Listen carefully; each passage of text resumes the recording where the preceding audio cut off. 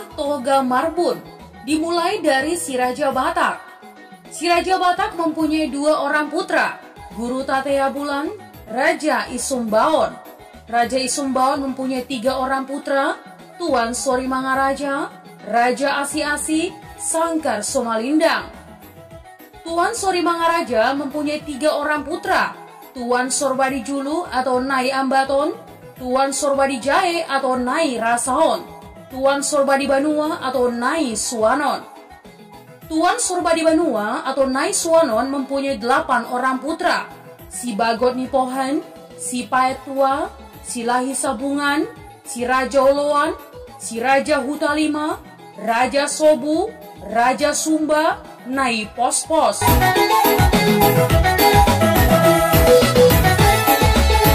Nai Pospos mempunyai 2 orang putra, Toga Marbun, Martua Same atau si Poholon. Toga Marbun mempunyai 3 orang putra, Lumban Batu, Banjar Nahor, Lumban Gaol.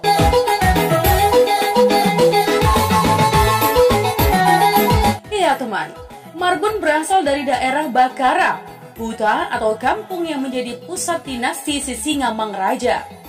Dari Bakara lah, keturunan Toga Marbun menyebar ke segala penjuru daerah dan membentuk huta atau perkampungan baru untuk melanjutkan hidup. Adapun Lumban Batu ada yang menetap di Bakara, sebagian pergi ke daerah Sipitu Huta, Pasaribu atau Dolok Sanggul, Balige, Samosir, Onan Ganjang, dan Pakat. Ya, Banjar Nahor juga ada yang menetap di Bakara teman.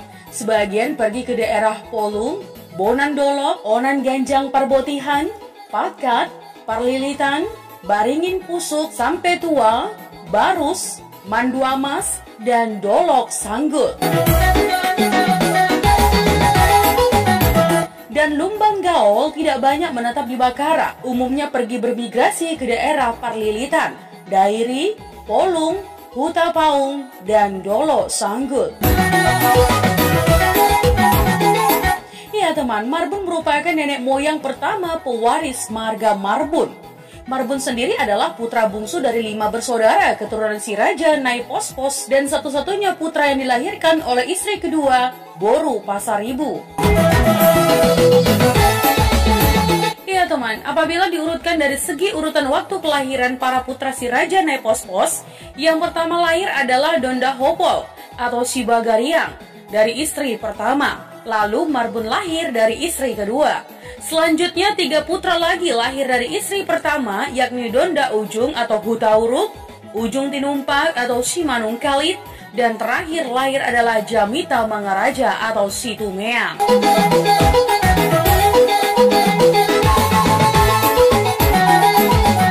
Namun, tradisi di kebanyakan daerah di Tanah Batak selalu mengurutkan keturunan dari istri pertama, lalu istri kedua dalam penulisan silsilah atau tarombo. Ya, apabila seseorang memiliki keturunan dari beberapa istri. Maka dengan tradisi ini, Marbun menjadi yang bungsu dalam penulisan silsilah Nai Pospos karena terlahir dari istri kedua. Secara histori yang diakui secara umum oleh keturunan Nai Pospos bahwa Dolo Imun atau Huta Raja merupakan perkampungan pertama yang dibuka oleh si Raja Nai Pospos. Putra-putri Raja Nai Pospos termasuk Marbun diyakini lahir dan dibesarkan di Dolo Imun. Saat ini secara administrasi, Dolo Imun masuk dalam wilayah Kecamatan Sipoholon dan sebagian lagi wilayah Kecamatan Siborong-Borong di Kabupaten Tapanuli Utara. Ya, sepeninggal si Raja Nai Pospos, para putra si Raja Nai Pospos mulai tersebar dari Dolo Imun. Dilatar belakangi kekurangan keharmonisan antara keturunan istri pertama dan istri kedua, maka Marbun pergi meninggalkan Dolo Imun bersama ibundanya Boru Pasaribu dan seorang saudara perempuannya dengan serta membawa warisan dari si Raja Nai Pospos berupa gong atau ogung bernama Jeret.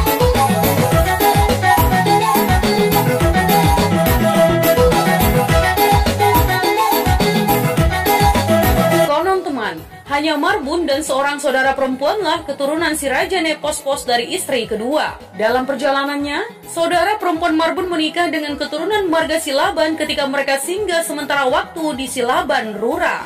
Pansur Natolu. Iya, Marbun membuka perkampungan pertama dan menetap di Permonangan, Bakara. Saat ini, secara administrasi Permonangan, Bakara adalah nama desa di Kecamatan Bakti Raja, Kabupaten Humbang Hasudutan.